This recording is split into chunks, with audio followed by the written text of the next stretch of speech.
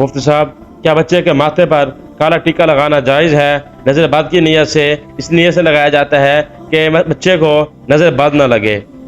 देखें, हमारे यहाँ ये तरीका चल पड़ा है कि लोग नज़र से बचने के लिए अजीब अजीब खराफात शुरू कर दी हैं, उन्होंने अजीब अजीब काम शुरू कर दिए हैं।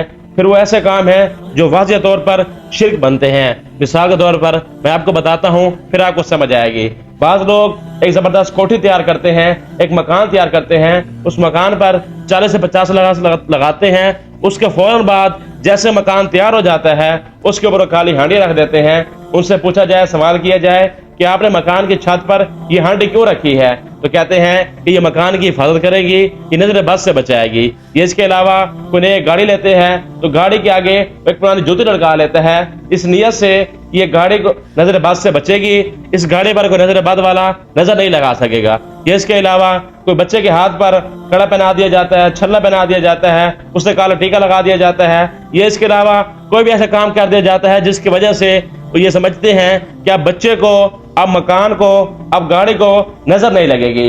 बाद लोग तो ये भी करते हैं, अपनी गाड़ी के आगे एक काला कपड़ा टांग लेते हैं इस नियत से कि गाड़ी को नजर न लगे, गाड़ी महफूज रहे, एक्सीडेंट से बची रहे।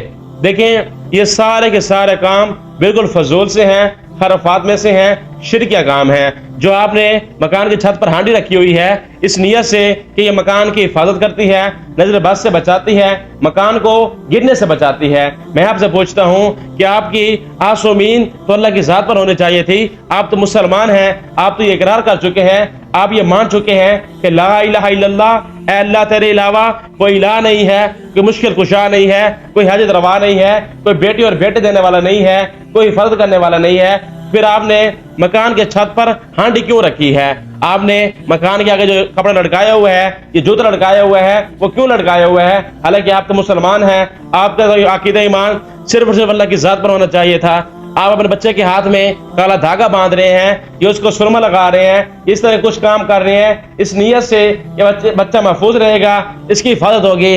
हालांकि आप तो मुसलमान थे, आपको तो अकीदा ईमान ये है कि हिफाजत करने वाला, दुख देने वाला, मुसीबत देने वाला, परेशानी देने वाला, बच्चे को बीमार करने वाला और शफा देने वाला सिर्फ और सिर्फ अल्लाह की जात है। तो फिर आपकी आस उम्मीद, आपका ये अकीदा हांडी पर जाकर क्यों खड़ा हुआ है?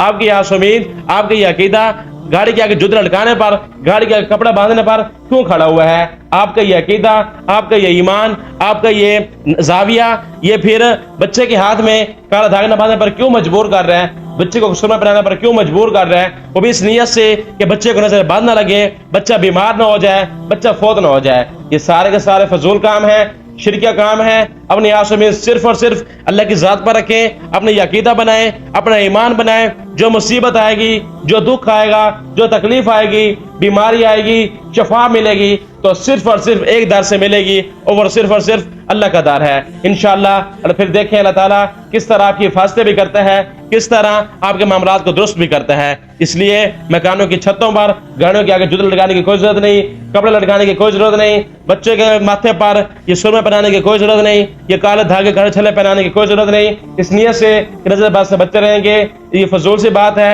इससे बचना चाहिए।